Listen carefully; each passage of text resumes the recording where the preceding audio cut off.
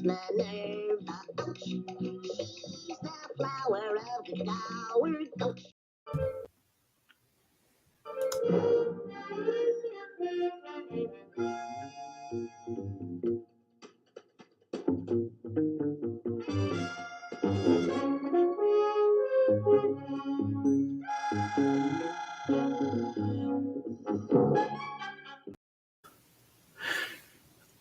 I don't have any idea what I'm doing, but I'm doing it live. I know that. Welcome, everybody. It is a last second. It's Aaron Live. It's a last second live stream. It's January 14th, but not for long. It'll be 15th probably before we're done here, at least on the West Coast. It's probably already the 15th on the East Coast.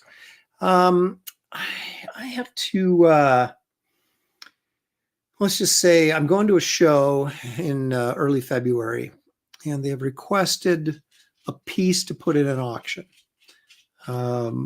So I really don't have time to do a new piece, but an anchor friend of mine who is also going to the show said, hey, if you draw it, I'll ink it. I'm like, well, it saves me half the work. So I'm going to pencil something tonight for this auction at this show in Orange County in early February. So that's kind of my goal. I was going to draw it, and I thought, well, if I'm going to draw it, might as well draw live. So here I am, just me, myself, and I, and a few friends. Look at that. We have 15 people watching for this late at night. I feel pretty good about myself. The green laser is here. It says Sneaky Aaron with a late night stream. You know what? The green laser is the first one in the house. You know what you get for that? You get nothing, but I do appreciate you being here. Jiminy Cricket is here. It's 1 a.m., Aaron. Obviously an East Coaster. But it's Saturday, right? Everybody stays up all night on Saturday, don't they? Creative Fail Illustration is here. It says, good evening. Good evening to you. Far Dog, we'll do it live. Caleb Reynolds, dang, this is really late. I like it. Creative Fail Illustration again. Yep, living in the past in the Pacific Northwest. Heck yeah. Micra, hey, folks. Hank, I'm going to that event. Well, I guess I'll see Hank there, won't I? Did they request anything specific? G'day, Aaron, and chat. Anybody that says g'day, frankly, must be in Australia. Thanks for joining us. So it definitely is tomorrow. It might be like tomorrow afternoon there. I don't know. I know it's. I know if I fly there, it takes 18 hours from here to there. So it's a heck of a flight. Michael Clan. Hello, Aaron. Hey, Michael. Thanks for joining me. Hey, guys. There's 21 people watching right now, which seems like a lot considering this. Wolfie says, watch a lot, not always in the chat. Hi, Aaron and Wolfie. Thanks for saying something. I appreciate it. These are the easy ones to get in when there's not that many people in here talking, right? 5 p.m. on the 15th, frankly, says, so he's getting ready to have dinner over in Australia. How about that? I'd like to bring everybody's attention to this public service announcement, if I might.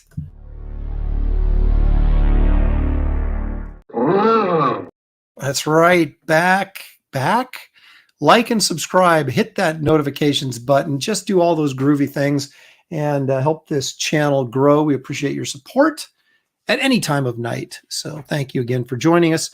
Also, remember tomorrow at 5 o'clock Pacific time, it's Aaron Live, the real Aaron Live show with Shelly Showtime. We've got more Bigfoot videos. There's going to be cartoons, giant crocs, comic books, original art. Frankly, folks, this one's got it all. So you want to tune in for that tomorrow. Also, if you guys are not aware, I do a live stream with David Williams and Kelsey Shannon, also known as Bigfoot or Sasquatch. And it's called Graybeard's Studio. And what we do is we put out a poll every Monday on Twitter. And I give you a couple of choices of categories. You guys pick the category, then we come in and draw something from that category. This week's category, which the poll will go up on Monday, is going to be Edgar Rice Burroughs versus Robert E. Howard. So one of those two universes will get picked, and then we will draw characters from said universes. It's always a lot of fun. We challenge each other. You get lots of really good art, good conversation, nonsensical stuff, usually about pop culture, but it's fun. We laugh, we cry. It moved me, Bob. That's VeggieTales, in case you were wondering. And just to kind of give you a quick little primer, this is what I produced last time. We did the Hanna-Barbera superhero universe. And in watercolor, ladies and gentlemen, I didn't finish the background on the show, but I did later that day. I did Mytor. So these are the kind of stuff that you can see created live on that Graybeard's Draw Stream Wednesday, 1 o'clock p.m. Pacific time. That's an afternoon show. We have a lot of fun, so you want to check that out as well. Let's see here. John Porton's here. Creative Face says, I'm going to work on my contest entry while you stream. That's a wise use of your time. Michael Cullen, nice. Thank you. Definitely vote Howard. I'm making my way through all these Conan stories again. You know, it's a tough choice. There's a lot of good material on both sides of that. So we shall see, but it'll be fun either way. What else do I have? I have hats. If you guys have not backed Wraith of God Blood Hunters, which is my current campaign, comic campaign, I'm working on it right now. It's on the board over there. See, it's kind of washed out back there on the drafting table. There is a page up there. And what we have right now in stock are these stocking caps, Wraith of God stocking caps. These babies just came in. Empire Comics logo hat, baseball caps. Very nice cap. This is a stitched on logo. Very nice. And I guess it's a stitched on patch logo. But anyway, so these are available. These ship immediately. These ship immediately.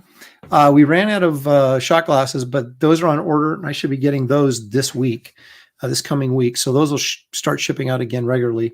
So there's lots of stuff to be had. There's things coming up. There's the second printing campaign of Wraith of God Blood Hunters with a new cover, which I got to finish first before I can launch the campaign. So there's all this stuff going on. So keep your eyes on the campaign, and stuff's happening.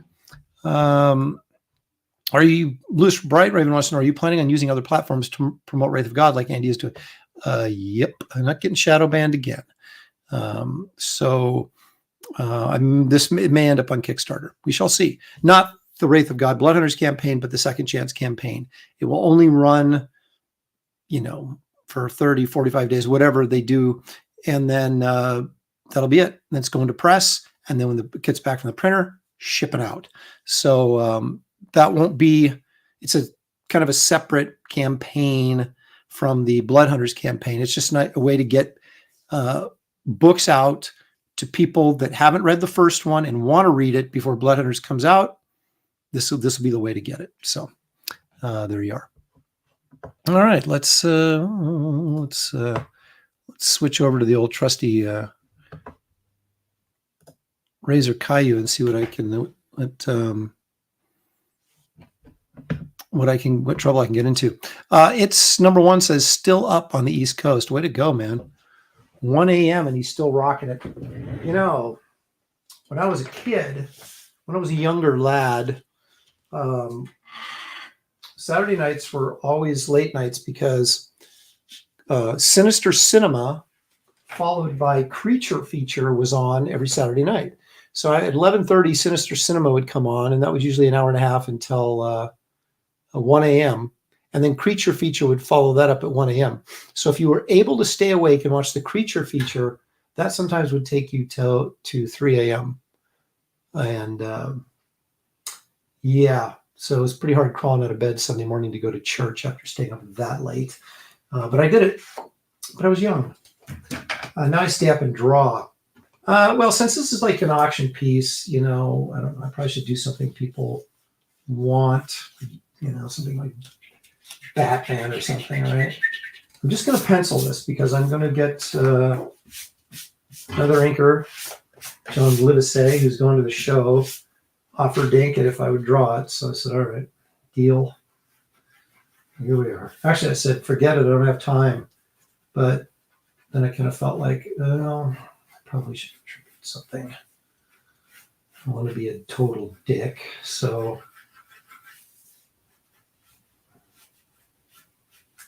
I'd better do something. So here I am doing something.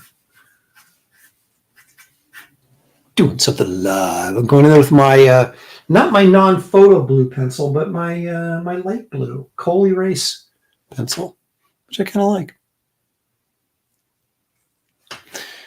Let's see. It's number one. Says late night Friday nights were chiller theater. Oh, it's basically the same thing, right?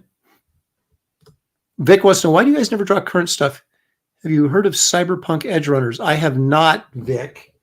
I would have to be a, how should we say, a keeping up with the current state of comics, which I don't do very well. I don't envy readers, because there's a lot of, I don't like that. There's a lot of material out there. Some of it's good, some of it's not, but you got to kind of weed through it, and you got to have time to read this stuff. And I feel like I'm always working or doing something work related, and it's like sitting down and reading seems like such an incredible luxury. I don't even know that I can do it. I'm trying to think of the last comic book I read. Last comic book I read was I'm like partially through Shane Davis's Inglorious Rex.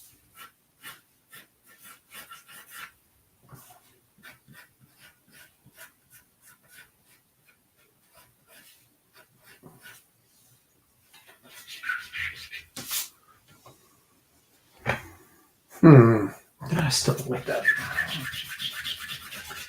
That's the thing. You get on these draw streams, you have no freaking idea what you're doing. Figure it out.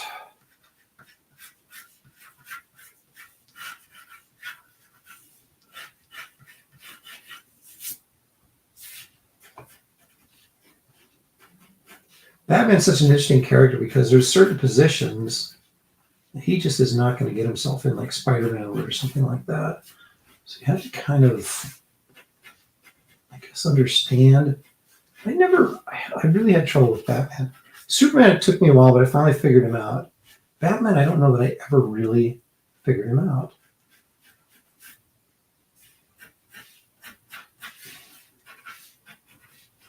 We'll see if I can.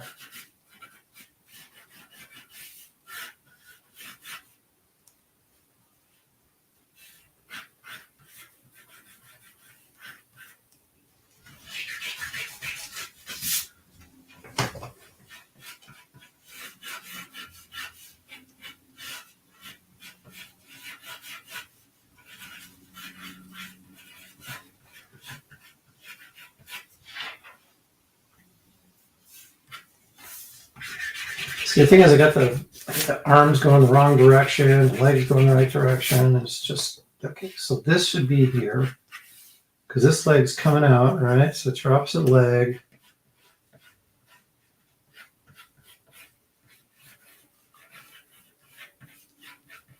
Move that knee up there.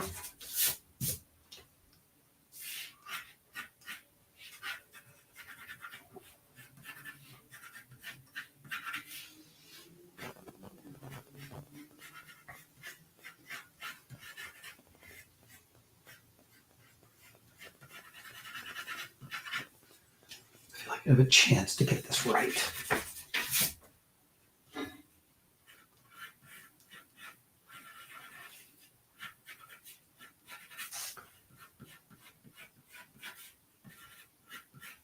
You can see why I love this blue pencil, because it actually erases. The non-photos don't really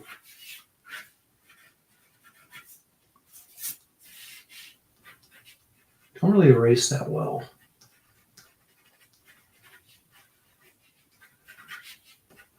Okay, since I'm not inking this, I sort of actually have to do a pretty tight pencil on this.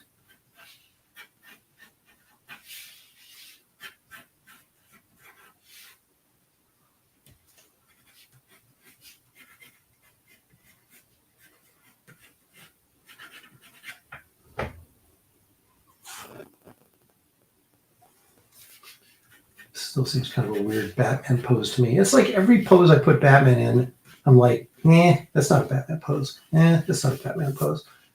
But what the heck? What am I going to do?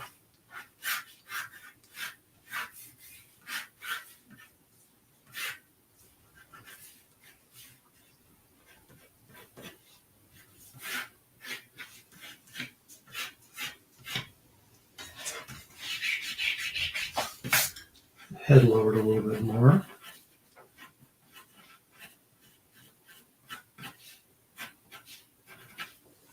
I shall see. We shall see if this is going to work or not.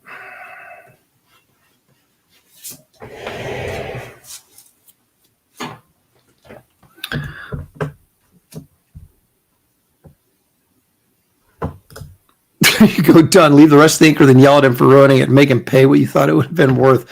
That is beautiful. That, Vic, is the best thing you've ever posted. It really is. My internet is freezing. What is he drawing? When in doubt, ask what John Malin would do. Oh.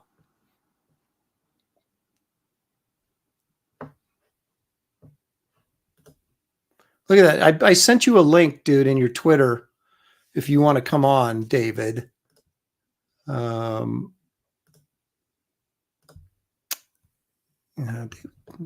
David's always really ready to dish out, but doesn't want to come on and really put himself out there. Bestest to the Mighty Chat for enduring Aaron's effort to work his way to a solid third place on Graybird's show starring me, Kelsey Shannon, and our trusty sidekick, Aaron Lopresti. And he even has the audacity to spell my name wrong. It's Aaron, not A-R-R Ron.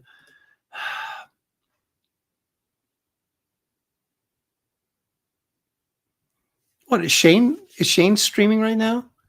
He's on. What is he doing up this late? Jeez, man.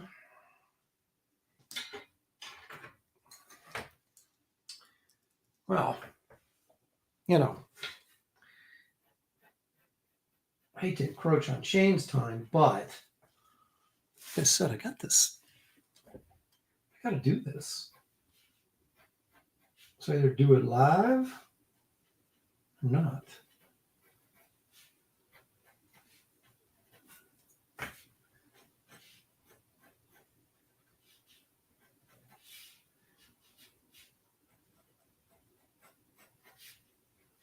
I keep thinking back, you know, I don't even want to say the good old days because that would be silly, but it's like I used to stream like all the time. And then I think about it and I was like, God, that was when I like I had shoulder surgery, if you guys remember that. And so I couldn't really draw. I would just like go on and I would draw left-handed or some silliness thing like that. And it was like I had nothing else to do. So I was like streaming all the time. And now it's like you keep thinking, now I got to stream, but then you're like, I got paid just to finish.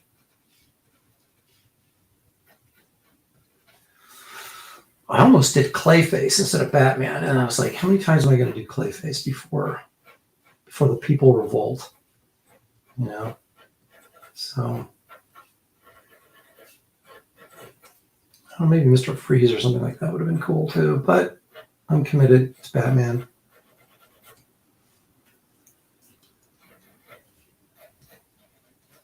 I also hate doing auctions because you never know, like if it's going to sell or not, especially at convention. You have a little bit, when you do online auctions, it's still a risk, but you know, you have, I don't know, you feel like you have a little bit more control of what's going on because you can kind of like talk the viewers into bidding. It doesn't really work that way at a show when they just go up there because if the auctioneer's not any good, you know, you could end up with, hey, I got your piece for $25, man. You're like, no. I actually had that happen to me before.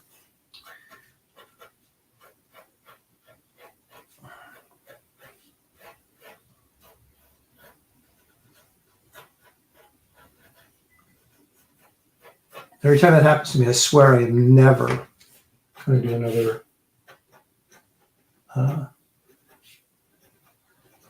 auction at a show.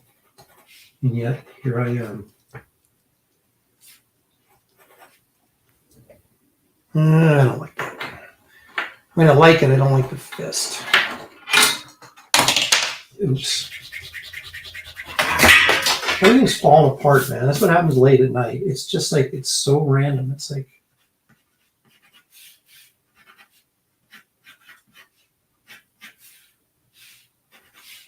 that fist down a little bit. Who was it? Geek Avenger contacted me. He wants me to do like a tutorial on figure perspective. You know, so I might address that a little bit on the show tomorrow. We'll see how it goes. Because I am kind of messing with that right now.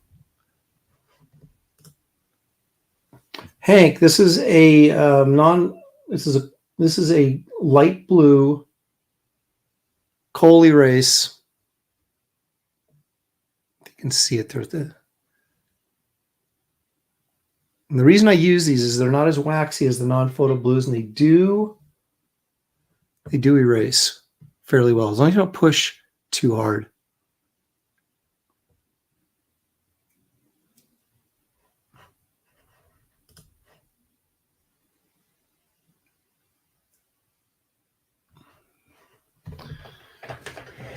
Okay.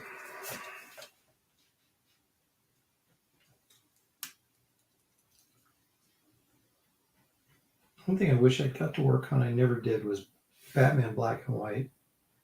I had a Batman Black and White story. I can't even remember what it was now.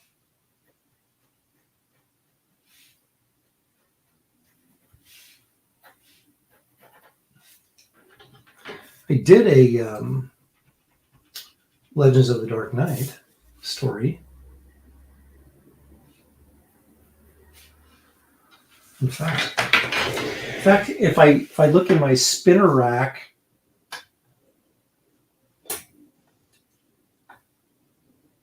which Shelley got me for Christmas. I wonder if is it still in there? Did I take it out?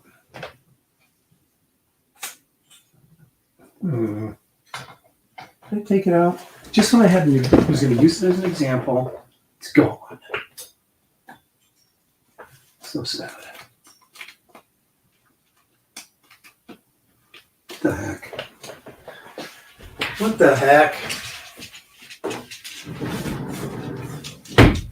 See, I'm now obsessed. I gotta find it.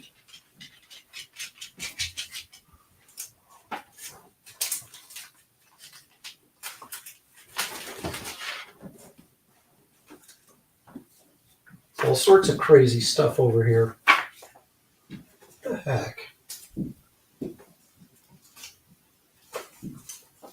Oh, crap. Well, it was here. But as Commodore Decker said, not anymore. Wait, maybe I'm onto something here. Hang on. And where are you going? Saturday nights, 1 a.m. on the East Coast. All right, here it is. All right. Okay. Right there. I did the cover and everything. There's Killer Croc down there. There's Clayface and the Joker.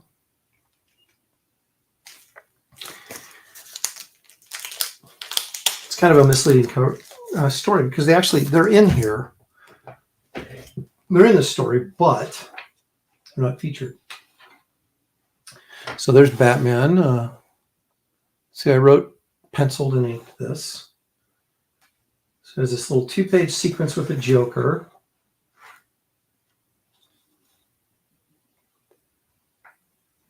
He gets shot in the arm right here. And then he beats the crap out of the Joker. He's bleeding. Blood drips on the ground. A few minutes later, somebody in gloves comes and picks up a little DNA sample. And then we have a similar storytelling sequence here with Killer Croc in the sewers. He faces off with Batman there.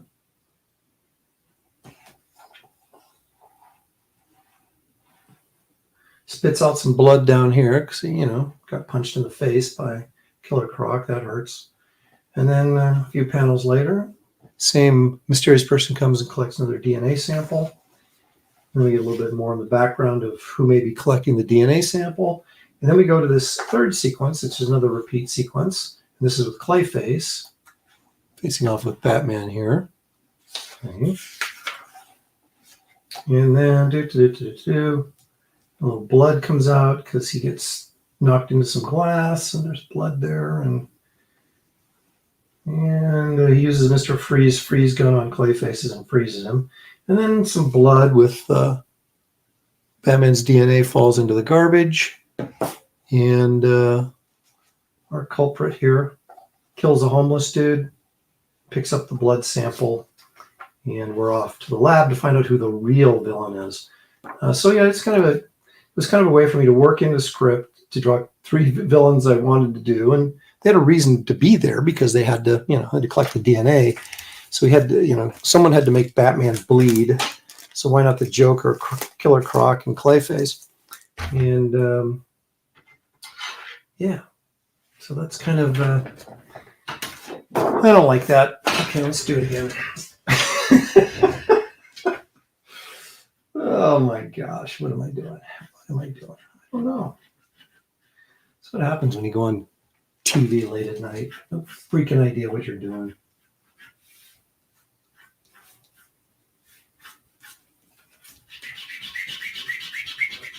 Kind of figuring out what I want to do as I'm doing it. I had like a vision in my head, and it has not come out on the paper yet.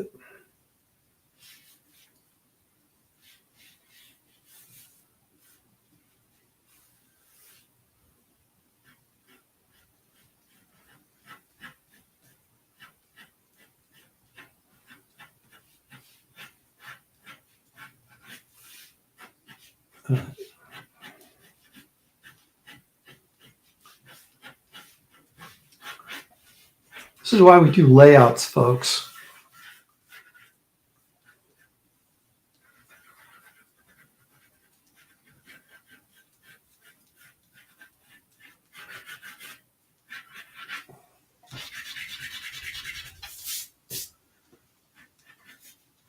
Get a little bit more movement in this figure.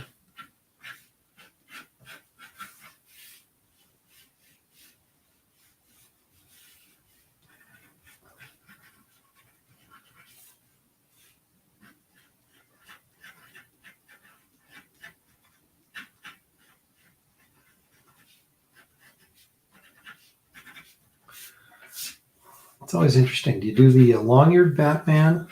Like Kelly Jones, does the long-eared Batman. Starlin did a really long-eared Batman. That was kind of the Neil Adams thing, was the longer-eared Batman.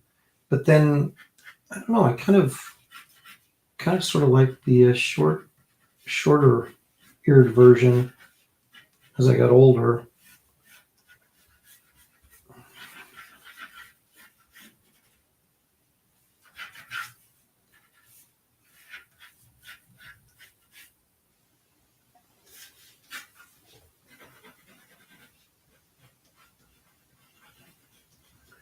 This is the struggle I have with Batman all the time. I'm just never quite satisfied with his pose because I never could really figure out the character. I mean, I understand it on the level that, like you guys understand it, but it's like just the body language and crap is like.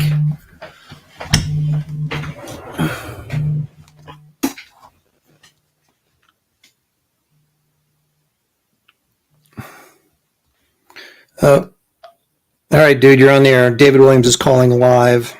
Do Batman in a spotlight against the wall. Oh, dude, that's too. With a wanted poster. That's too predictable.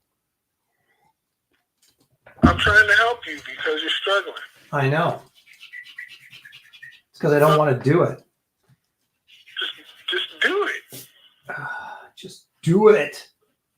I wanted to do something with a little action in it, Your first one was fine. I don't know why you are overthinking it. I don't either. Go back to your first one. All right. I'm back to the first one again. All right. Good night. Okay. Thank you. It's David Williams checking in. Okay. You know what I want? I think I'm going to do this. I'm going to do some of this hand that's a little different. All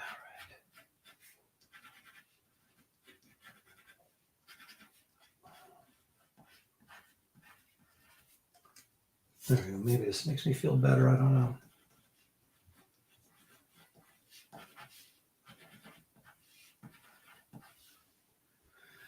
See, this is the beauty. You guys can tune in like this and watch guys like me struggle. And you go, yeah, he sucks too. He's like all those other guys. It's all a facade.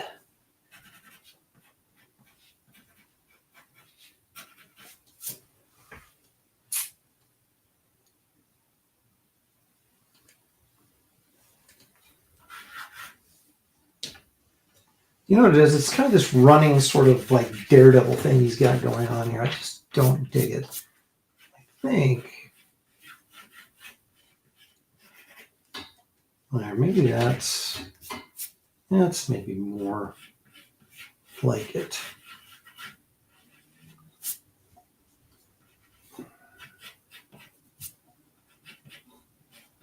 God, it's going to be really difficult not to ink this. I'm so used to inking my own stuff now.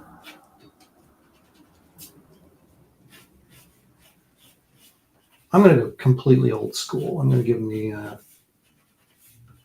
the bat trunks, whole 9 yards. Yeah,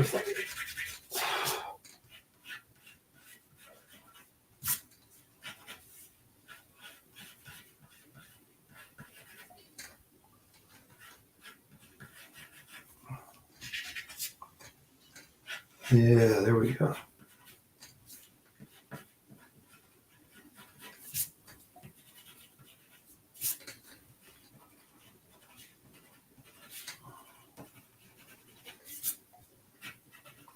See, now I'm feeling it. It was that inspirational call by David Williams that changed my life.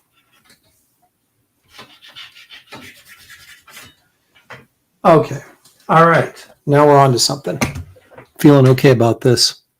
Well, I'm not coloring it, but it would be, yes, the yellow. I guess, I don't know. Should I just do it with the black? I mean, like kind of the year one look? I don't know.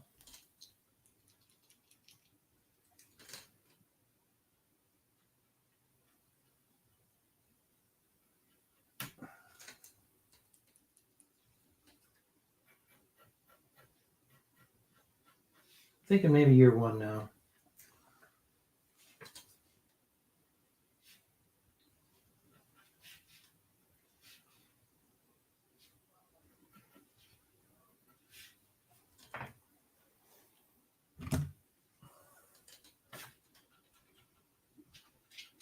Those eyes have just a hair.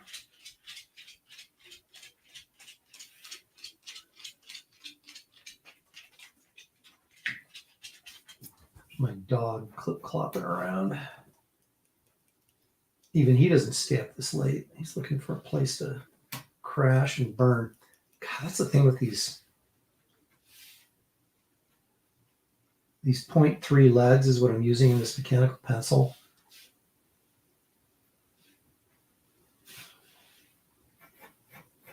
Put any amount of pressure on them and they break.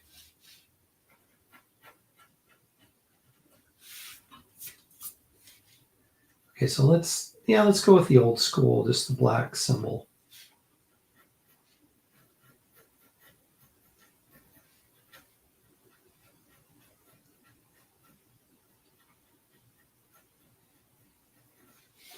The only times I ever really, other than that one Batman story I just showed you guys, the only time I ever really drew Batman was when he guest starred in something else, like Justice League, or he made an appearance in an issue of Damage.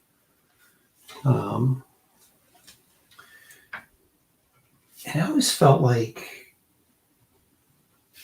he was always like in a situation where he was fairly well lit.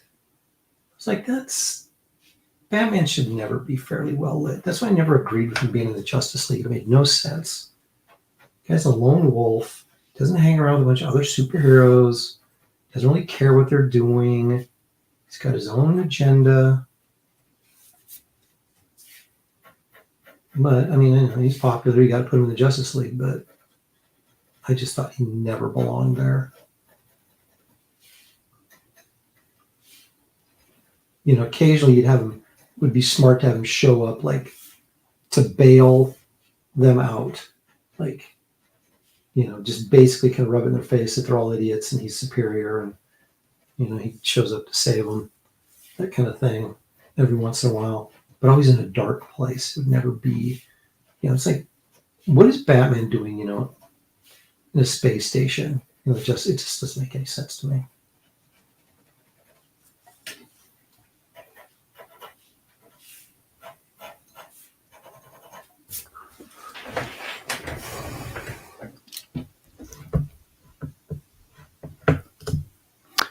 Frankly, O says, I thought he was there to keep tabs on them, but why would he want to? I mean, that's the thing. Why would he care? I mean, if they're not messing around with Gotham City, why would he care? Philip Owen, there, give me a little pat on the back. Thank you. No matter what, it's still more let me try that again. It's no matter what, it's still more dynamic than anything from DC now. Because I love watching people draw so I can pick up pointers, or you love watching people draw so you can see them struggle.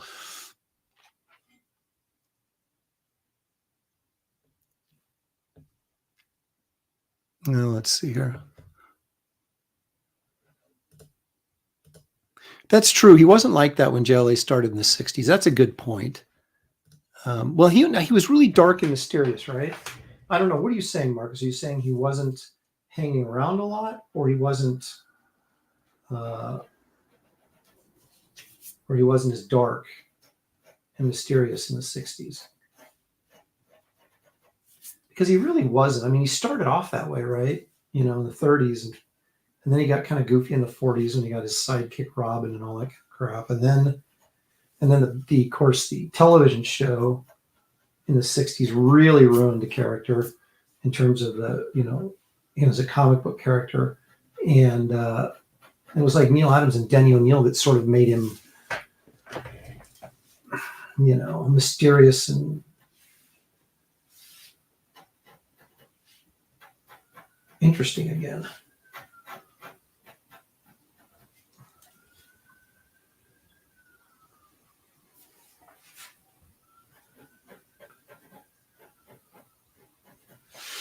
But I'm talking out of, what's the expression? Talking out of the wrong side of my mouth or something, because I never really read any DC books. I picked up the Neil Adams stuff. I always picked that up.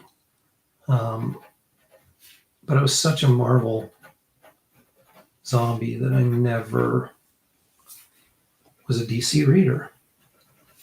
And so I didn't really keep up with any sort of continuity that was going on at DC. And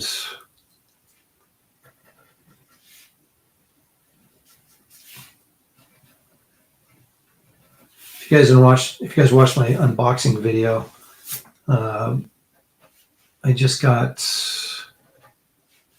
picked up a Phantom Stranger that had a Dead Man appearance in it, number 40, I think. And it was, I remember seeing it on the stands when I was a kid. And those were the only thing, like a Spectre appearance or a Dead Man appearance. Those are the things that really grabbed my attention from DC when I was a kid.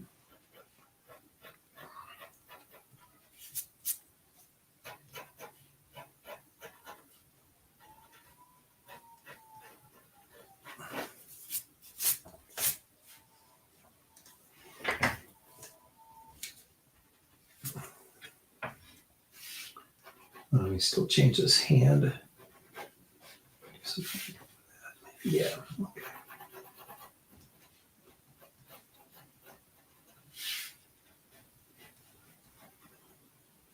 I had terrible. I mean, I was a collector when I was a kid, but I had terrible taste.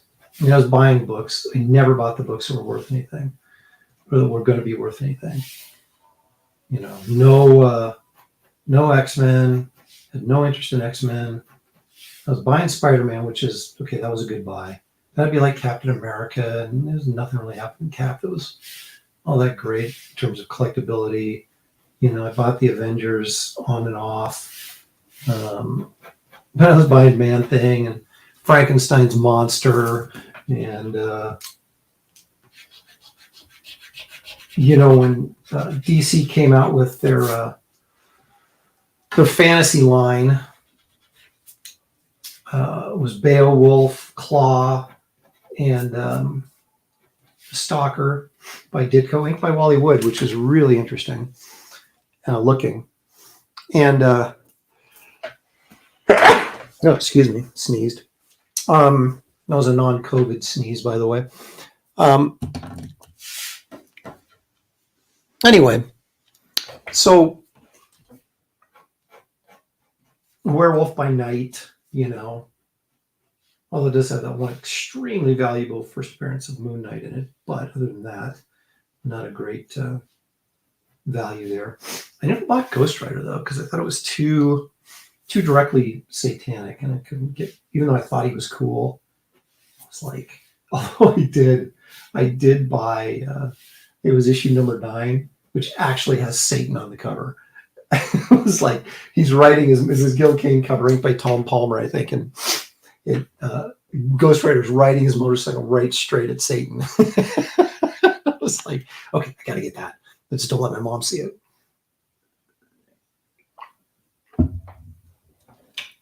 But yeah, I never.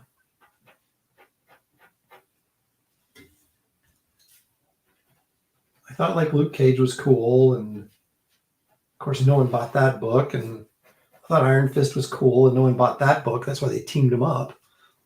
It's like we got 2 loser titles here. We put them together, and maybe we'll have one winner. It actually lasted a long time.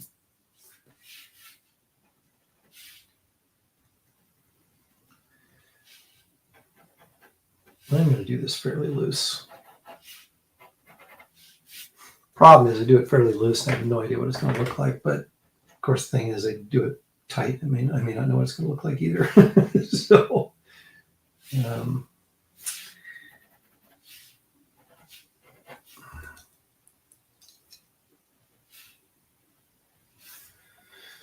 I think maybe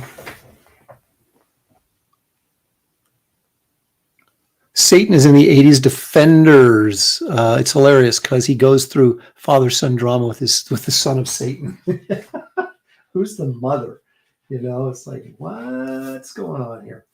I know who was it? Dracula's daughter, or no, Satana was the devil's daughter, and then Lilith or something like that was like Dracula's daughter. Is that right? I never read Tomb of Dracula either, because I'm like, why do I want to read a story about a vampire with a pencil thin mustache? I was like, I don't know. If he looked like Nosferatu, I would have bought it. But which reminds me, my vampire in Wraith of God Blood Hunters looks an awful lot like Nosferatu. I don't like vampires. I don't like vampires at all because they're just, like they're suave dudes, They're not really monsters. So if I was going to do a vampire story, I had to do one with a character that actually looked creepy. Thus, the Nosferatu. The only truly, in my opinion, of course, scary version of a vampire. Does he have like a bat emblem on his belt? It seems so like. It seems like he should just have like a regular utility belt, but I don't recall. Most of the time I drew Batman, it was like New 52 Batman and stuff, so it was the other stuff going on there, the costume. I like it like when Lee Weeks draws Batman, and draws him kind of like, just like totally classic, right? So just the old school looking Batman. Because he has that sort of, retro kind of feel style. Although super well drawn. Guy, you got to respect Lee Weeks' ability to draw, man.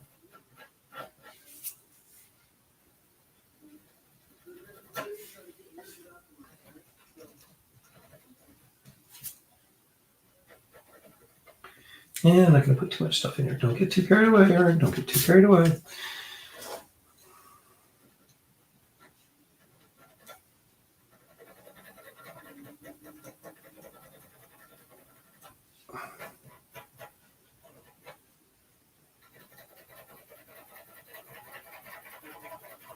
Listen to the sound of that pencil. It's beautiful.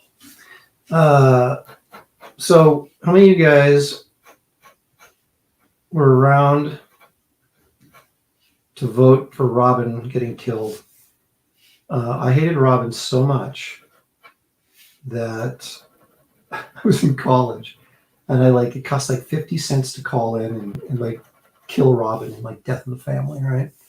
And I called multiple times because I wanted him dead.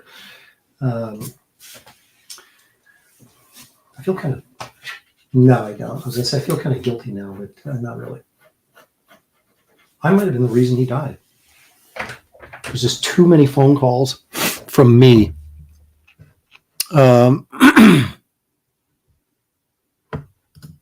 His outfit, okay? His little bun huggers and his little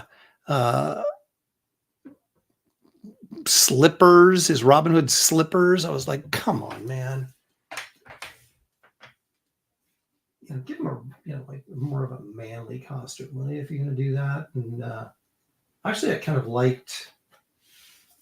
That's why he was the one character I thought needed to be wearing pants. But yeah, I was never a sidekick guy. They tried to with Captain America, and this is stuff I'm infinitely more familiar with because I was actually reading it. But they tried to bring Rick Jones, right? So Rick Jones was like, first of all, he was the Hulk's sidekick, right? And then he became Captain Marvel's. No, that's not true. He became Captain America's sidekick. He kind of tried to become the new Bucky. That didn't go well. Could never measure up to Bucky.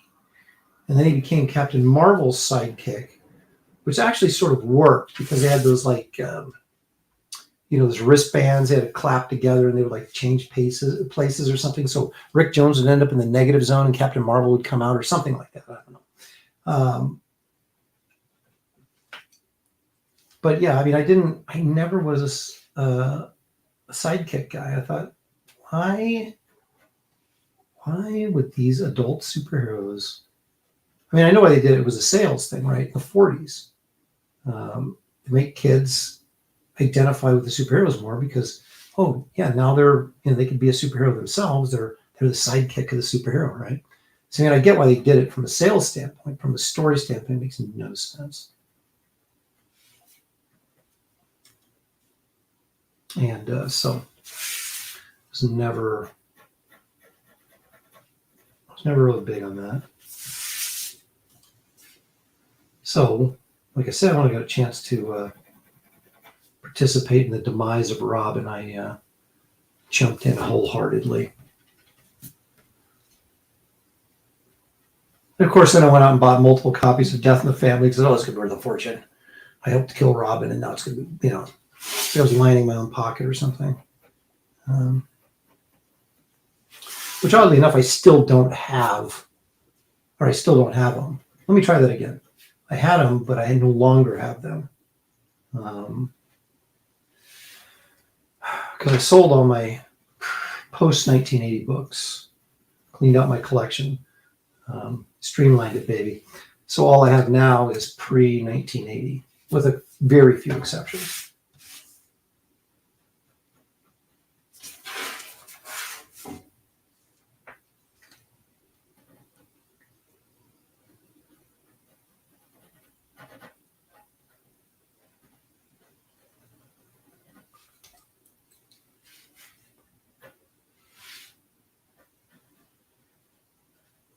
I had a huge collection growing up because that's all I did. From when I was probably 10 years old to when I was 16 and got a car, I spent nothing. I spent every penny I had on comic books. With maybe the exception of occasionally going to the store and getting a soda or some candy or some. We did pick up some Mad magazines here and there, and trading cards once in a while.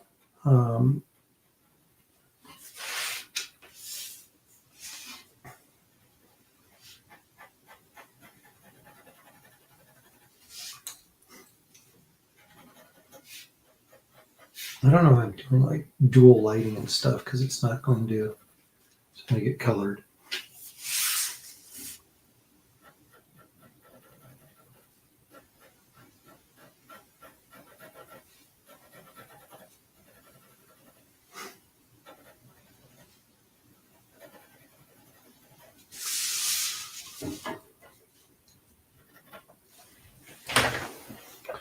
It's coming alive, sort of.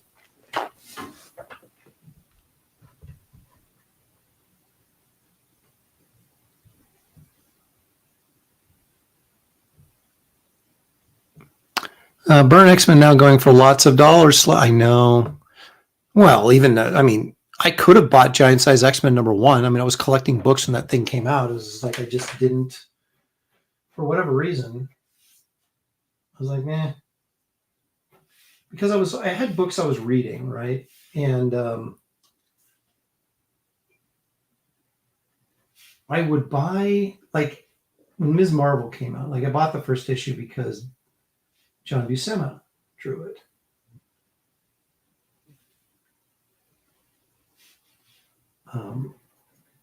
But for the life of me, I cannot tell you why I did not get X-Men #1. It seems like, or Giant Size X-Men #1, it seems like that would have been a smart thing to do.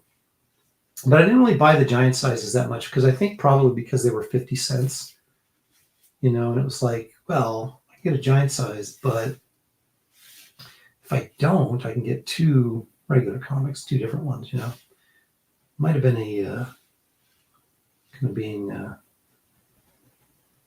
you say frugal or efficient maybe in my buying choices. I don't know.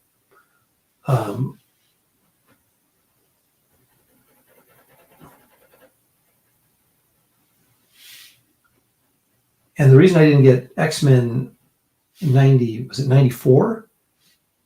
It was the first, regular issue of X-Men with the new X-Men in it, was because it was issue 94. And it was kind of like, I didn't really understand what was going on. And it was kind of like, I'm not going to, start reading issue 94 because I was reading Captain America. I was reading Spider-Man. I was reading Avengers. I was keeping up to date on those things. And it was just like, I don't want to start a new title. And, with limited resources. Because I'd only spend so much money on new books because I had to spend a lot of money on old books, like to get old Spider-Man and stuff, So it's always kind of how much money am I going to spend on something that's just coming out? And how much am I going to save so I can go buy back issues and get caught up? So that probably explains my sporadic buying habits.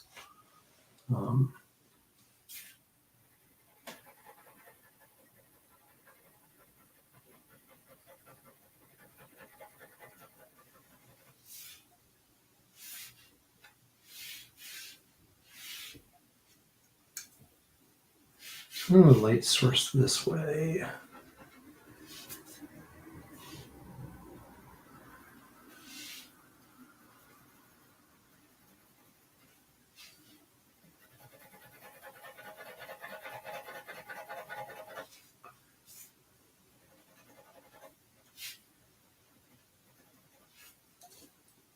I was never as bold with my spotting blacks as I used to be. Or, pardon, let me try that again. As I should have been.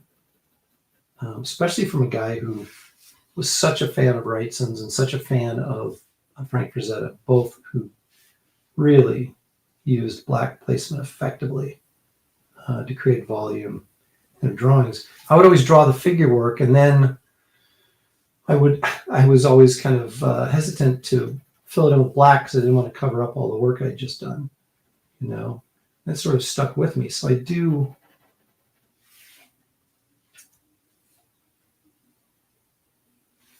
I have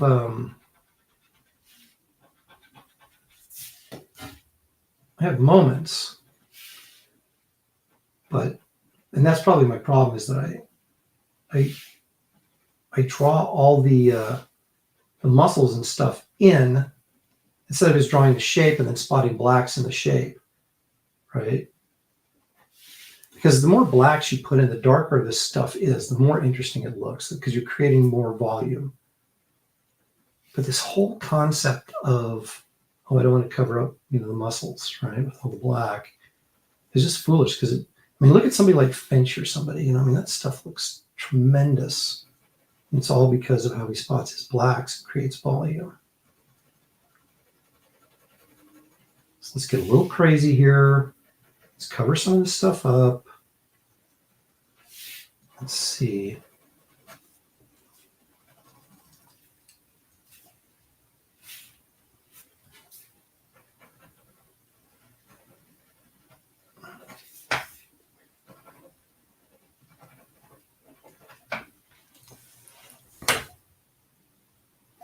And then, of course, in the modern era, you got guys, it's really tempting just to do like an open style, because colorists will come in, fill all that stuff in anyway. And sometimes they won't, they'll do it whether they want them to or not. I never looked at my finished work when the comps came in and stuff, because I was really generally happy with the black and white, and I was so rarely, happy with the color.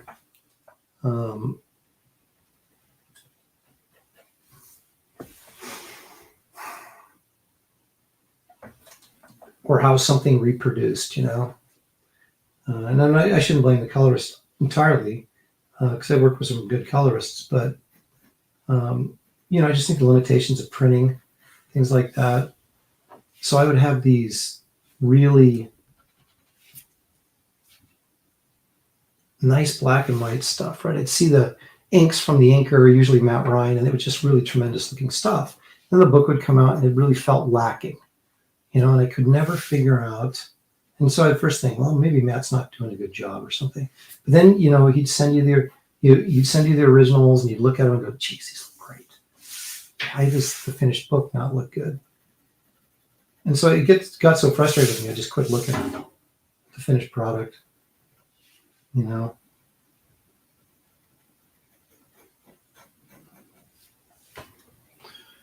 It's kind of silly, because I think now, if I would go back and look at the interiors of those books, it probably wouldn't bother me at all. But when you just got through drawing it, and it comes out, and for whatever reason, it just doesn't hit you the way you thought it was going to when you open up that comic, it's depressing. So just stay away from it. Of course, I do that to a certain degree too, with just, artwork in general. I don't, right when I'm done drawing something, I usually look at it and go, oh God, this blows. But then I can look at it 2 or 3 years later, pull it out of my flat file, and go, hey, these pages actually look pretty good. What was I thinking? So.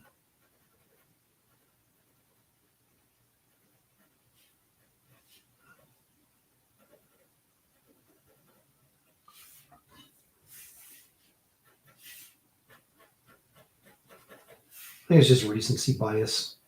You put so much time and effort into something, and it just starts to, gets old before you're even done with it.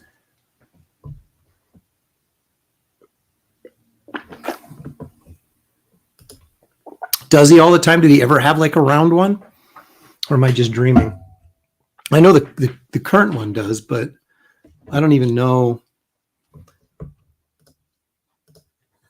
No, I did. Dave is right. Dave Ulbrich, of course, the publisher, of Malibu Comics, good friend of mine for years. I did experiment a lot with heavy blacks when I was working on Sludge. But I also had Gary Martin would always go, "Why don't you put more black in there?" And I'm like, okay.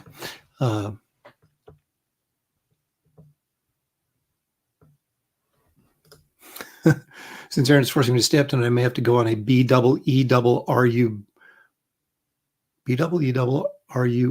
beer run. I got you.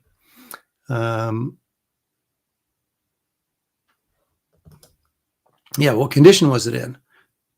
$900 for X-Men #1. That's not very much. I mean, $900 is a lot of money, clearly, but that book is worth thousands in high grade. So it would depend on what condition. What condition said book was in. This kind of looks like Gene Colan, doesn't it? It's kind of weird. I'm not a Gene Colan guy. I don't mind Gene Colan, don't get me wrong, but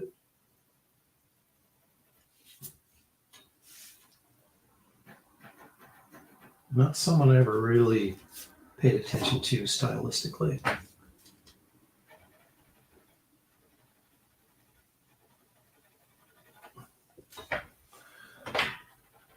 I don't normally fill the blacks in like this, but since I'm not going to be inking this, why the heck not?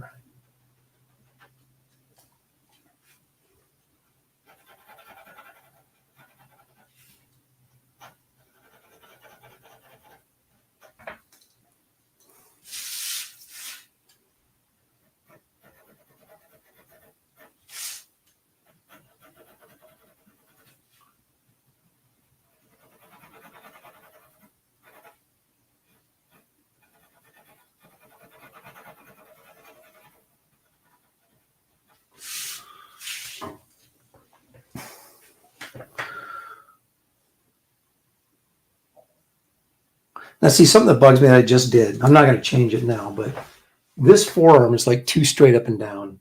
Kind of why it needed to be bent in just a little bit. That kind of like perfect angularity really bugs me. Not there's anything wrong with it. It's just a hang up that I happen to have.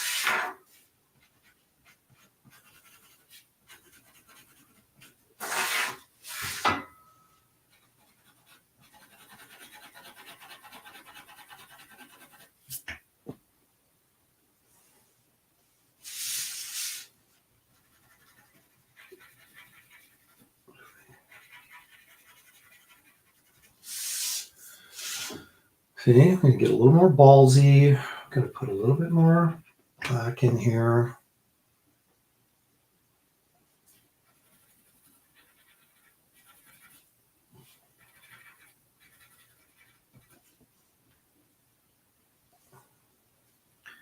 It's like, do I want to drag like the shadow from his face into that bat signal and just like totally obscure it? Yeah, I don't want to do that. Oh, I feel like I need to do it.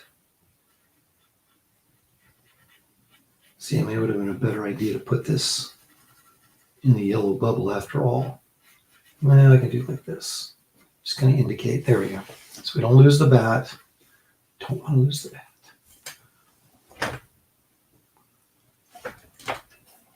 I still feel like he needs to be thicker.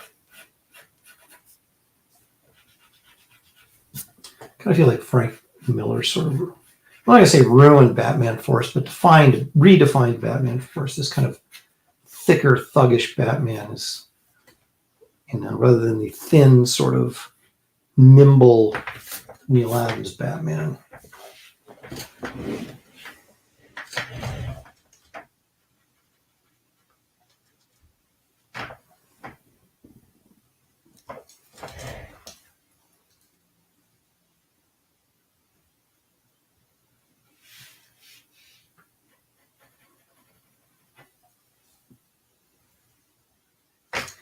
Yeah, I like that. God for erasers.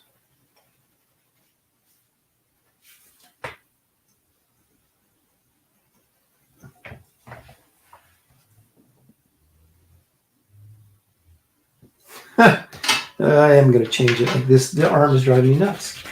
It's too straight up and down, man. I can't take it. See, now I've scarred the paper with the pencil. So, but there's going to be black cape around it anyway.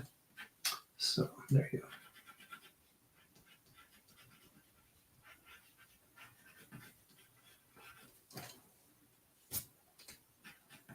Just had to do it, man.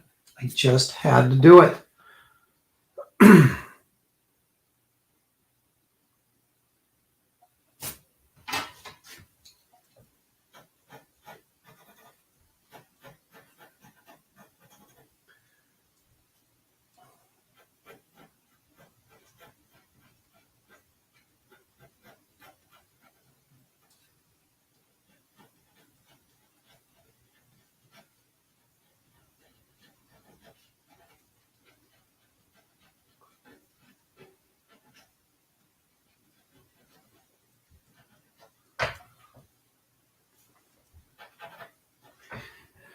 You guys are probably going, it doesn't look any different to me, but it does to me.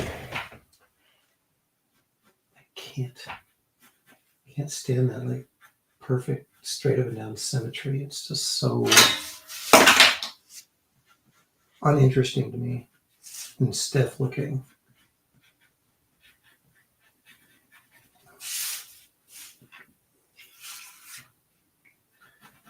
I don't know if those are real Batman hands. Those are more like Spider-Man hands, but what the heck.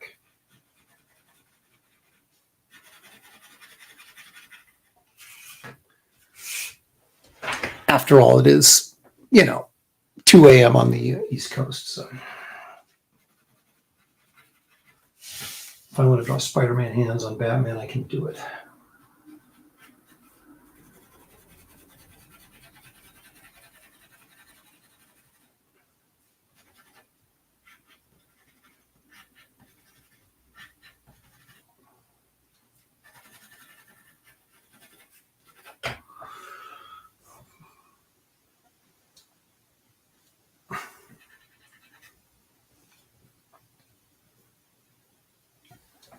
Screw that underline. Let's just go black there. Yeah, it's better. Look at that. See?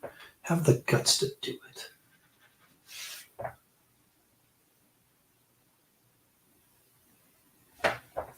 What if I went and colored this all in black? What would that do? Wow. Insanity. That.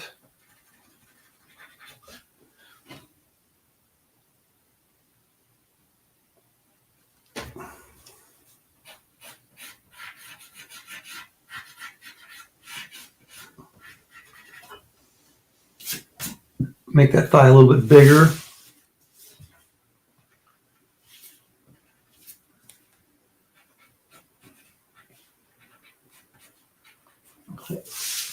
Angle that shoulder up a little bit.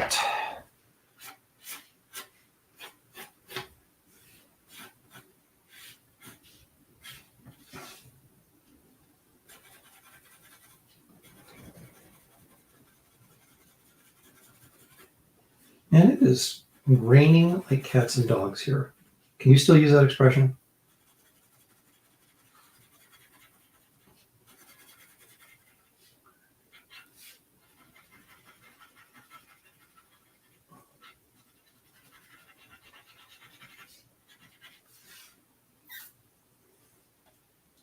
So we'll just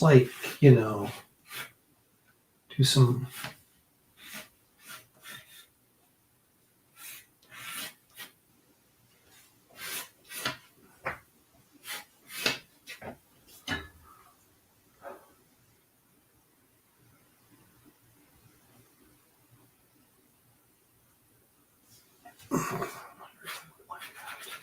what would that do? Be bold, Aaron. Be bold. Doing it.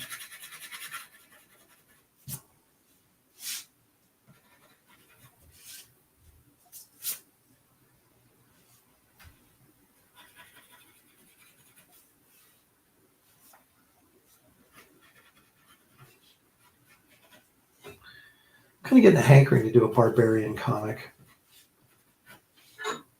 Kind of jealous of Andy.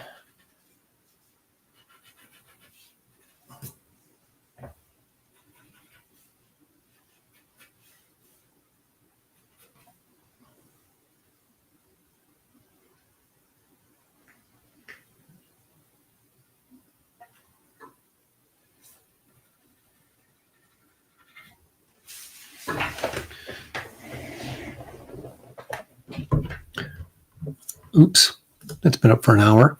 Okay. Dave says Colin was so unique, nearly no one tried to use his style for influence. It's true because it was. He did do a couple of Batman things, didn't he? It seems like he did. Look at that. Marcus said, I had Gene Colan as a teacher at the School of Visual Arts. That's in New York City, right? I was I was staying with Simonson one time. I was looking for work. Speaking of Batman, and Simonson was teaching at the School of the Visual Arts, like down there in Manhattan, right? I think that's what you're talking about, right, Marcus? And so he had me come and talk to his class. Now this is after I'd already done like sludge and stuff. So I'd done tachyon. I think I was blacklisted or something. And so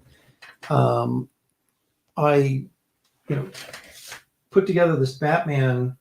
It was right after Nolan's story in Batman Black and White. The very first time they did Batman Black and White, Kevin Nolan did this tremendous Batman story in there.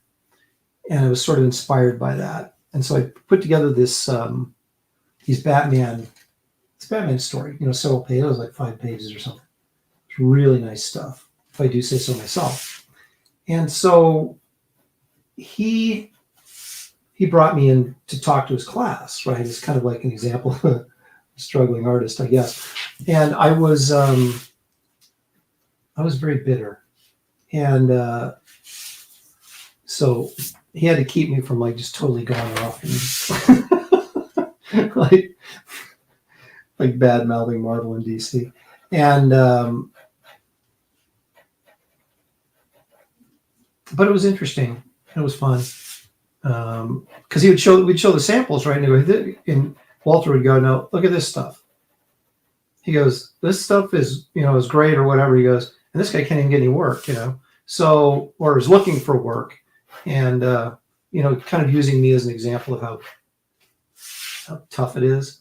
And, but yeah, I got to talk to the class a little bit about my approach and all that kind of crap.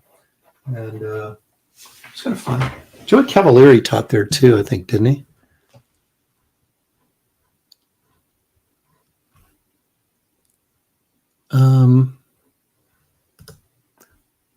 Oh, is Ethan doing Ethan is live streaming right now? Are you kidding me? This late at night? Wow.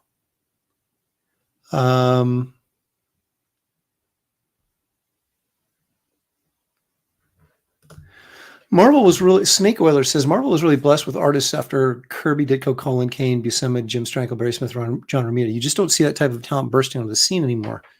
What you see is really like some good illustrative talent, but not what I would consider good comic book talent in terms of like storytelling and dynamics. You have stuff that's like really well drawn, which is, an attraction in and of itself, but doesn't resonate like the old stuff used to, because I feel like the language, the understanding of how to do it is missing from a lot of these guys. Because they just grew up in a different era, so they weren't getting. Some of these guys are post image, which is just shocking to even think in those terms. That people were born after Image Comics was already done and was a thing. But it is true. You got comic book artists who were born in, like 2000, 2001, It was just nuts to even think of that. So they didn't really experience Buscema. They didn't experience Colin. They didn't experience Kirby when Kirby was really good. The kind of stuff that I grew up on. I mean, it's there to go find, but I just think that people have different sensibilities now. But I think there's more talent drawing talent in the industry than probably there ever has been. But the issue is, like I said, they're not necessarily great comic book artists. They're just really good artists trying to do comics. And there's not a lot of great editorial leadership either, like there used to be, you know. I don't know. Do I want to leave that open like that? Yeah, what do I care? For an auction. What do I care?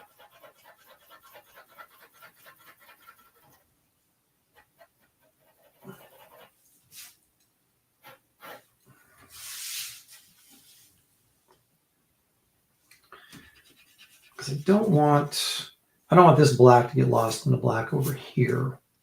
Do I? No, I spent too much time defining this body shape here. I don't want to lose it.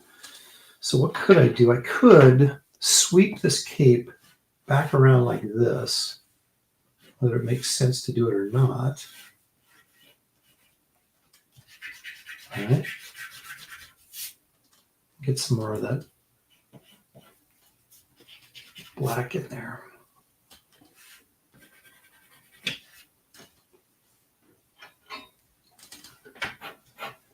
Like that. Bink. It's 2 a.m. here on the East Coast. Why am I awake? Because I'm mesmerizing. I'm like Rasputin. I'm not going to obscure the bat symbol. I won't do it. I have, just in commissions though.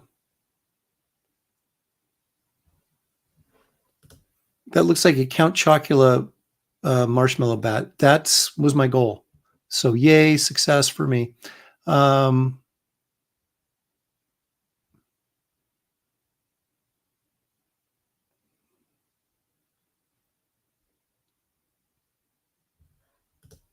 Ethan just started streaming. That's nuts.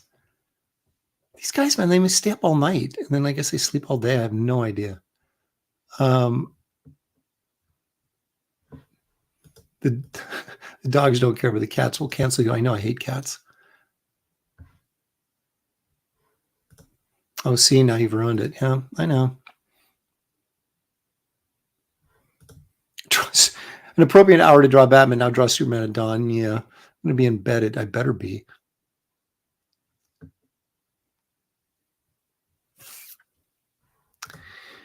The yellow around the bat emblem seemed to sort of superheroize him a little bit more and make him a little bit more non-threatening.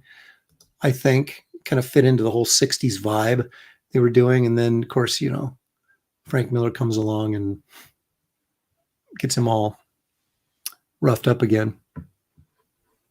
A monster barbarian would be cool there. No, I got barbarian stories. I got plenty of them.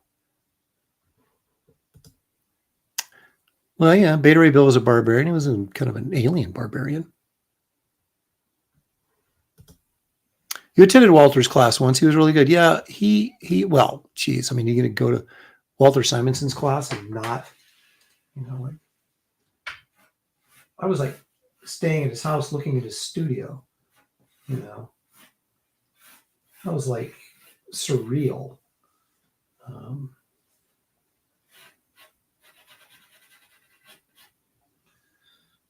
But see, I spent all my time as a young artist, instead of making friends with my contemporaries, I was like hunting down guys that, you know, older guys that I just loved and respected because I wanted to meet them. And those are the guys I ended up becoming friends with. It's like I still have never met J. Scott Campbell. Never.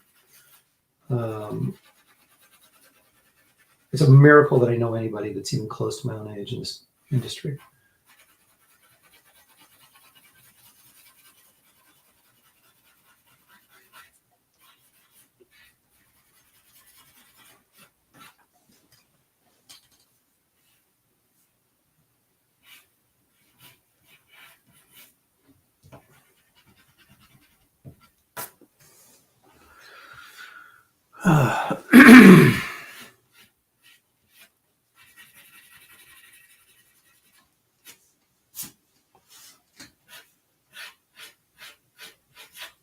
and to Walter's credit, he's one of the few guys that I've met and been friends with that actually still remembers me.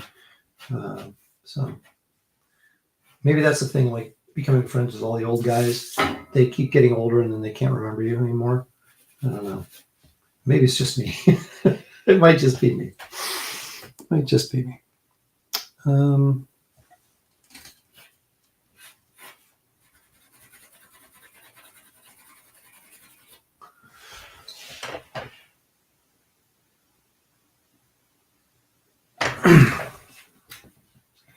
Then we'll put like a full moon back there, right? How cliche is that? But I'm doing it anyway.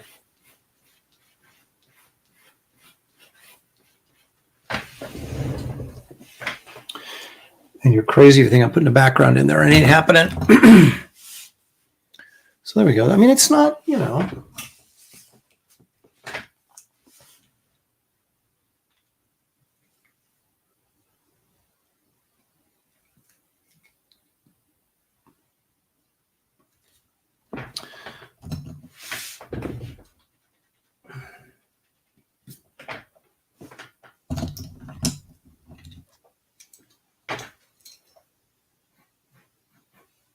I like the Batman face a lot on this.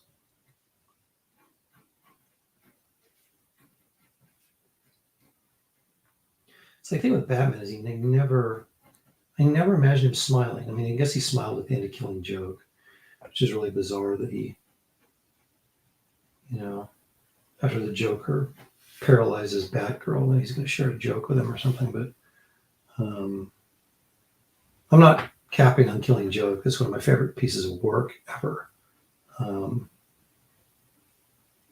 Mainly, I mean, if Boland hadn't drawn it, I may not even have picked it up. So.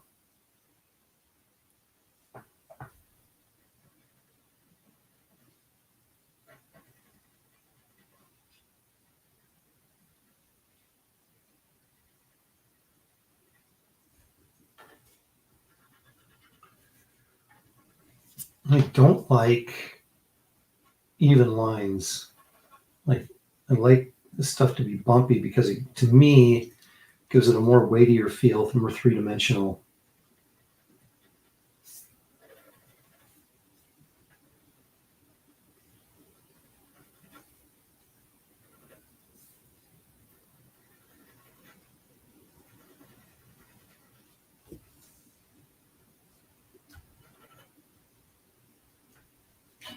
So Marcus Killigrew is saying, dude, don't go with the round belt buckle.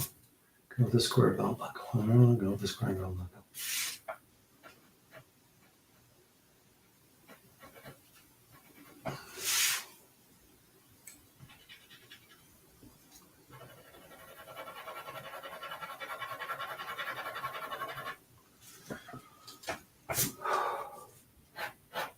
Just want to angle this up a little bit.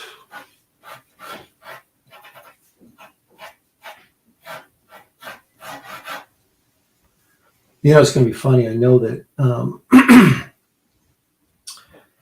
send this to John Livesey to ink up.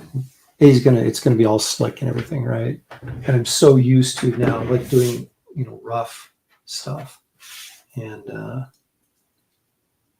it's gonna really look weird probably to me.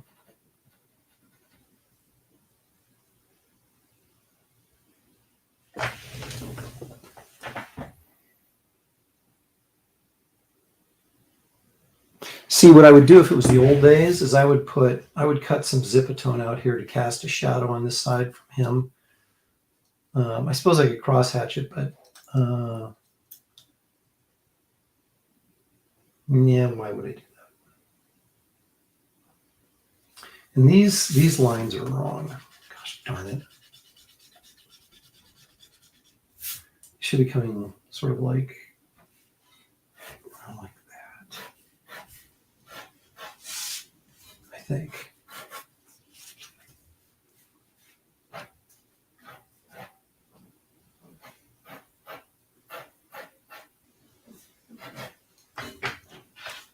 Feels more in flow, I guess.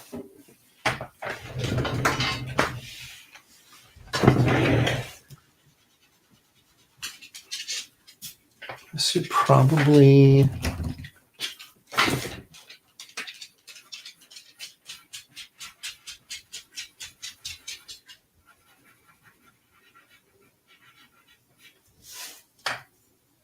That's better.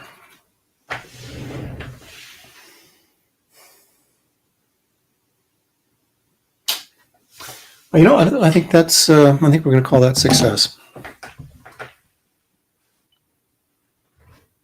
Yeah, so do I. I love working with Joey. I worked with Joey on several projects. He was my editor on Garbage Man when I did that for DC. And the one thing Joey was great about, he always appreciated my professionalism, like getting stuff done on time. He never had to worry about me, and he would tell me that, and I'm like, that's like a great compliment. Then every once in a while he'd go, like when I did the Herculoid stuff, he was like, Aaron, this stuff is fantastic, and you got it done on time. I mean, how do you do that? And then for a minute you feel like, oh, I'm special. And so yeah, I really liked working with him a lot.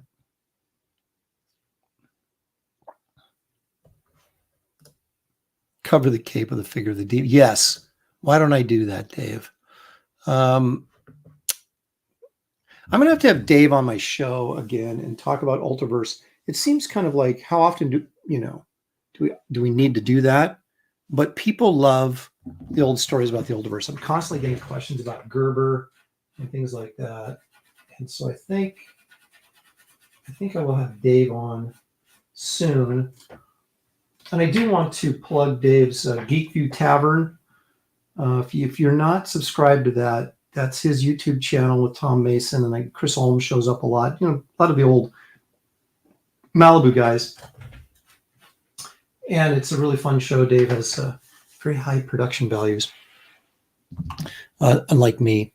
And so you want to check that out. It's called Geek View Tavern on YouTube.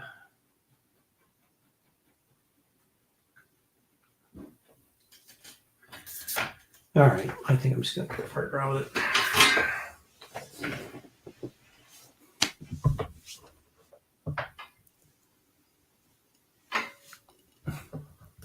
I honestly think he does. I think he does. He's like, oh, Aaron's streaming. Let me ruin his audience. Steal half of them. Agent Cub says, that's cool Batman you got there. Thank you, sir. Appreciate that. Hey, you guys, let me remind you, I know we got new people coming in and going and stuff like that, but if you have not liked and subscribed to this channel, hit the thumbs up, hit the notifications. But I do need more subscribers, and the likes do help with something, I guess, YouTube-ish. So I would really appreciate that. You guys, if you're new or you haven't done that yet, please hit that subscribe button. It's free. And I do a lot of this stuff. A lot of drawing and things. And so if you just like to come and hang out and be mellow and hear old stories, this is a great place to come. Dave is correct. Walter's studio is mind-bending because it's full of like almost everything he's ever drawn, because he doesn't sell his pages. You can spend hours looking through like old FF pages and Thor pages and X Factor pages, and you want to steal them so badly. I don't know, David. I don't know if Howard still likes me or not. He used to like me, but in today's political climate, I don't know if he does anymore. Bill Wiest, hey man, thanks for joining us. Stop by tomorrow night at 5 if you can, Pacific time for the real show, the big show. Yeah, it's true. He starts the moon. Next thing you know, he's jumping off a gargoyle. It's true. Looks very Alan Davis-y. It does kind of, except Alan wouldn't have done him this thick. Alan would have been a more Neil Adams thin one. He's a little bit, you can't really tell from the angle, but he's a little beefier, more leaning towards that kind of Frank Miller vision. But yeah, I love Alan Davis's stuff. So that I might pick up some Alan Davis influence in there is not unusual. That's James, who I do Comic Art Convo the last Saturday of every month right here on this channel. And we're going to be talking about favorite Star Trek episodes, original series only, of course. and least favorite. So that'll be fun. That'll be the last Saturday of this month. You want to check that out at 4 o'clock on this channel, Pacific time.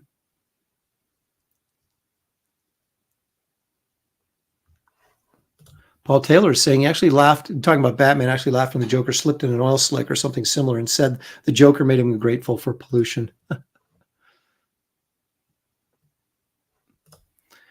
Graham is like, I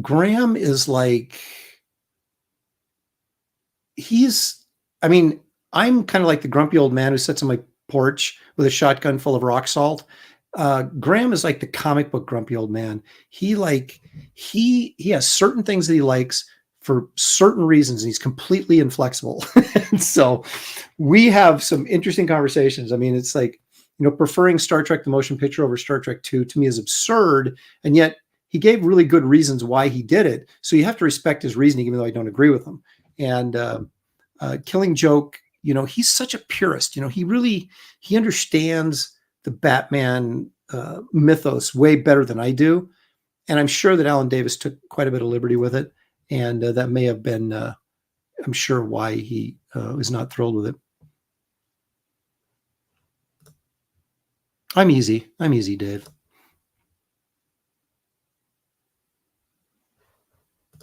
No, I do not. I didn't get that vibe at all.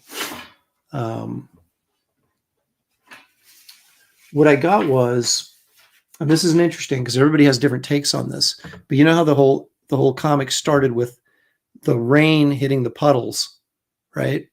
And I'm going to switch cameras since I'm done drawing. The rain hitting the puddles, and that's the last panel we see is the rain hitting the puddles. So what's the purpose of that? Well, I took from it, things never change.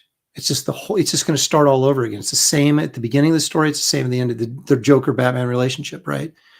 So it's raining at the beginning. It's raining at the end. It's just the cycle continues. Which, in a bizarre way, is kind of a nihilistic sort of ending, maybe guys, it's not going to be as sharp, but you can kind of see the full effect there.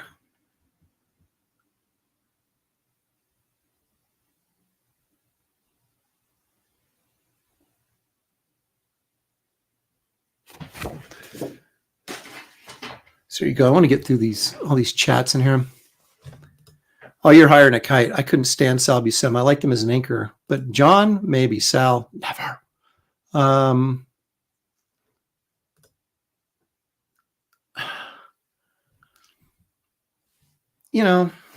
I think he's written some brilliant stuff. But I think he's strange, personally. I don't know. I never got into Swamp Thing because it was too wordy. It's like, I don't want to read, I didn't pick up, Swamp Thing to read Shakespeare, but stuff like The Watchmen was really good. V is for Vendetta was good. Killing Joke I really liked. But again, I don't know how much of that was influenced by Boland's art. I don't know. I think everybody has good moments and bad moments. I thought Alan Moore, his Tom Strong stuff was good. The stuff he did with Hilary Barta, the ink guy, the humor stuff, Splash Brannigan, I thought was good. So there you go. Let's see.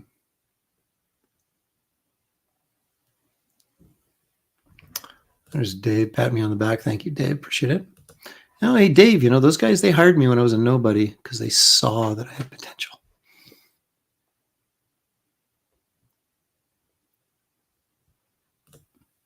Graham said he made a graphic novel with Chuck because they hated Killing Joke so much they wanted to make a better version. I don't remember reading it, but again, it's the weirdest thing. When I did nothing but read comics from like age 10 to 16, right? Which I guess that's probably true of most kids.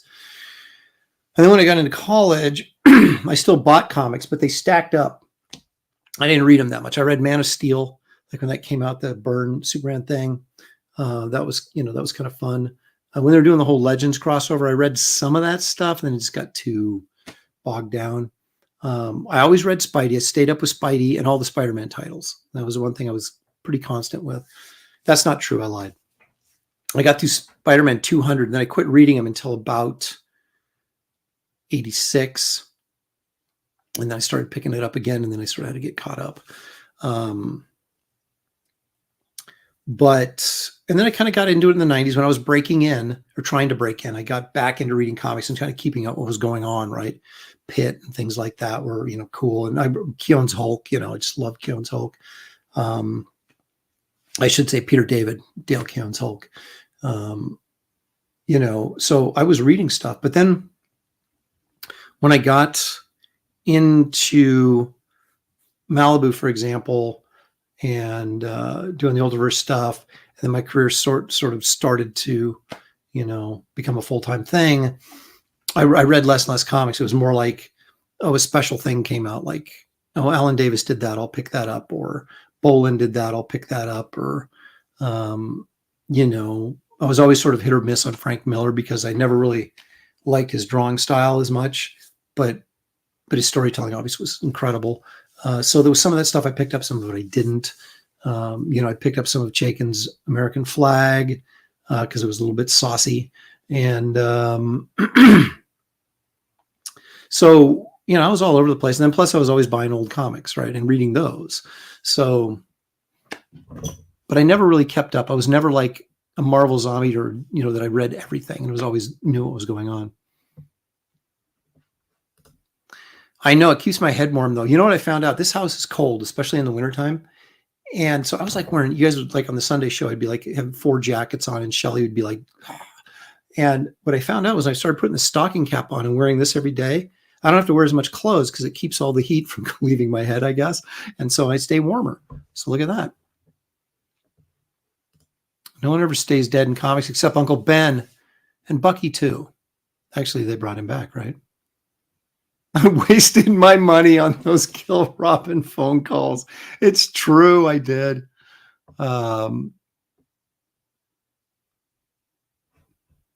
Yeah, though I saw the one that I read the one that I didn't read the last Superman story where he's like flying away at the end that Kurt Swan drew. I've got it over there. I should read it. I've been meaning to, but the one where they made the cartoon out of it. Where what's that villain's name that he gets the flower stuck in his head or whatever, and he's in dreamland. That was pretty good. Yeah, there's Snake Oiler pushing the last Superman story. All right, I swear I've got it back there. I just haven't read it. There you go. When he's in Iraq, look at that. Bearwolf, thank you for your service, brother. Appreciate that. Comic shop went and sent us long boxes of comics. That seems to be like a tradition, right? As servicemen getting free comics. God, what jobs did I have before I went full time? I worked one day at a car wash, and that was so horrible. I quit. And then I worked at a place that made processed food salads for like grocery store, and which is really funny because, well, there's a funny story. I worked at this place called Reese's Fine Foods. Okay. Probably Reese's Fine Foods. We made potato salad, Mediterranean salad, macaroni salad, and Jello parfaits, things like that, salsa. And you want to talk about hard labor. We had to go in this big warehouse and we had to go in at 5 a.m. and it was freezing in there because we were making food. So it had to be cold the whole time. By the end of the day, you were just ready to drop because we were lifting huge pallets of, diced potatoes and big drums of tomato sauce. And it's just, everything was heavy. And so later in life, I had it was really bizarre. This guy contacted me from a history museum here in the area. But he wanted to start, he was like a new curator, I guess they call him. And he wanted to do different stuff. So he wanted to do a comic book exhibit. And so he did me. It was my show at this museum, right? This history museum. And I had to go in there and give it. I was supposed to give an hour speech, and it went 2.5 hours. I remember he kept looking at me going like this. And I'm like, dude, I'm only halfway through. Sorry, sit tight. And because I basically did the history of comics starting from, the 1931 or whatever, when they first put them together. And as a, and then because of that, I was asked to guest speak at this fundraiser banquet, which was for the museum, which was held at the place of the lady, Mrs. Reeser, who owned the warehouse that I used to work in when I was, before I became an artist. And here I am now, like the guest speaker, in this elaborate, like, Japanese garden backyard she had. She lived up in the Portland Hills and overlooked the city. And we're in this big tent, because it's like summer and it's like, 90 degrees, whatever. And we had all this food and stuff, and I'm the keynote speaker. So that was a riot. And then, of course, I had told stories about working for her in the making potato salad. But I screwed lids on horseradish. I did that for a week, and that was the end of that. That was horrible. It was like, when I came back from film school, moved back in with my parents at age 25, which of course is horrible in and of itself. I was doing any job I could, right, to make ends meet. And then I finally picked up at a commercial arts studio here in Portland, when they still had those things. And then I worked there until I got into comics. But yeah, good times.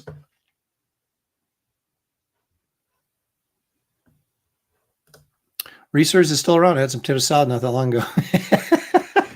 Well, they're still, it was actually the daughter that runs the company now, but she was, I'm not sure how old she was. She was probably in her 60s, and that had to been 15 years ago now. Actually, it was exactly when the new 52 came out. So whenever that was. So I don't know. But they're still, I assume she's still alive. But yeah, they're like the main fundraiser contributor to Oregon State University and athletics and stuff like that as research.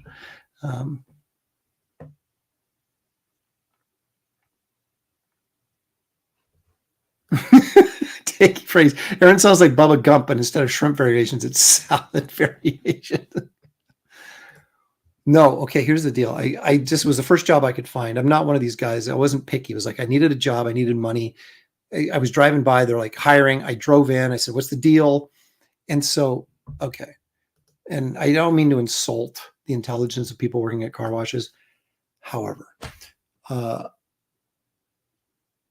these guys, the guys that worked there, the regulars, they literally would buy a soda on an 8-hour day every 30 minutes. Okay, there's a vending machine right there. So it was genius, right? The guy that's paying them, he might as well just paid them in quarters, because they took everything they made and they sat there and fed it into the vending machines and ate crap and drank soda all day long, every day. Well, at least for the 2 days I was there or whatever it was. And so they put me, on the very first day, they put me at the end of the car wash, right? So it's after the cars come out, and then you're supposed to take a towel and buff it up and everything like that. Well, what happens is the people then tip the guys that are doing the buffing, right? So these geniuses that put me in there, because they didn't want to work that hard, right? Because what happens is the cars would drive in, you'd have to vacuum them out, right? And these guys would steal the money out of everybody's, ashtray, which I would never do, but they would. And to feed their Diet Coke addiction. And so then, then they would drive the car through the thing, right? And then the guy on the end that had to dry everything off, that was actually where you actually had to work. And so they didn't want to do that. So they said, we'll make the new guy do it. But then they saw me, I was just getting tips. I mean, it was just like, here's $5, here's $2. And they were like, they got so pissed that they made me go and vacuum cars so they could go get the tips, which they figured, and they worked there. You would have think they would have known this. Oh my gosh. It was just like, hell. That's what it was like. And so yeah, it was good times. So after like, I think the second day I went up to the manager and I said, dude, I said, no offense, dude, but I'm not working here anymore. He goes, the owner says, I don't blame you.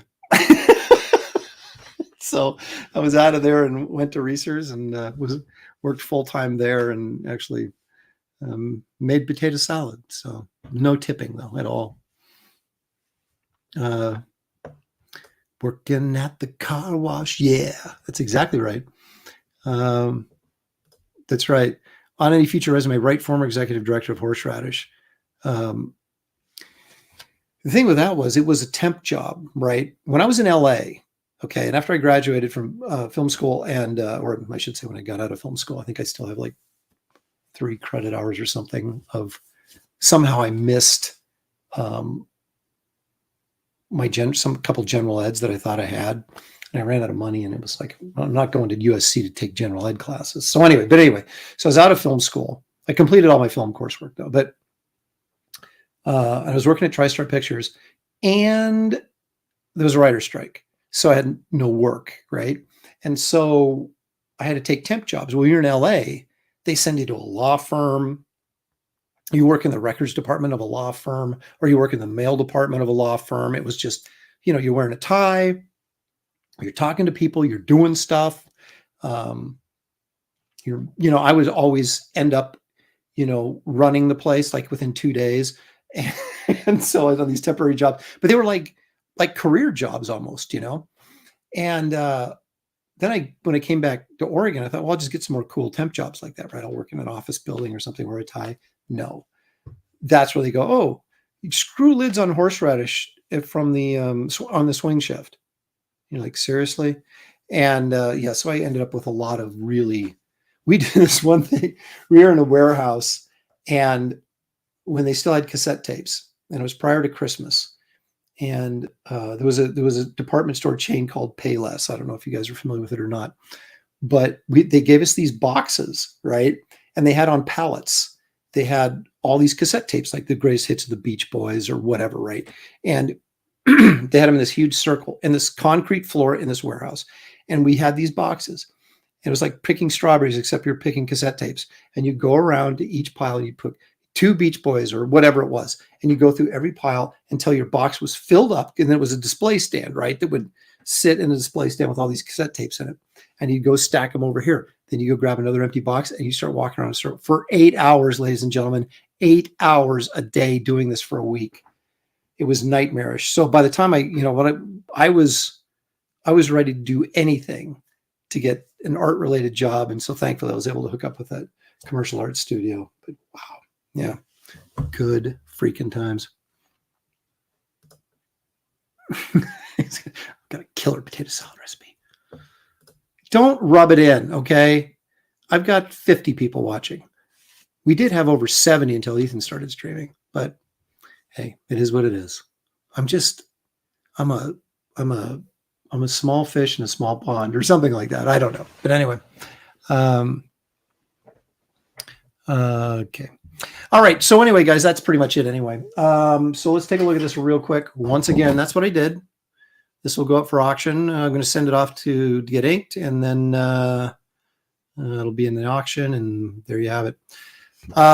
So tomorrow, 5:00, tune in for Aaron Live with Shelly Showtime. We've got, I think I got giant alligators. I got or crocodiles. I got all sorts of stuff. Bigfoot sightings. It's just madness. It'll be crazy good. So Dave's like, I never did, but I did buy some once. Guy came by in a truck and I bought a bunch of steaks and chicken. So yeah, I mean, thanks for joining me. Please, again, hit like and subscribe if you have not. I don't know that I deserve it, but I would appreciate it anyway. And if you haven't backed Wraith of God Blood Hunters, please check out the link in the description of this video and go check that campaign out. It's live right now. Lots of good stuff over there. Hats, beanies, Empire Comics logo hats, shot glasses, comics, T-shirts. The T-shirts are over at the end of this month. So you're going to order T-shirts, get those orders in before the end of the month. We're going to the printer at the end of January. Second chance campaign for second printing is coming up real soon. Lots of good stuff. So I appreciate it. Again, Wednesdays, Graybeard Studio, 1 o'clock Pacific time. Check that out.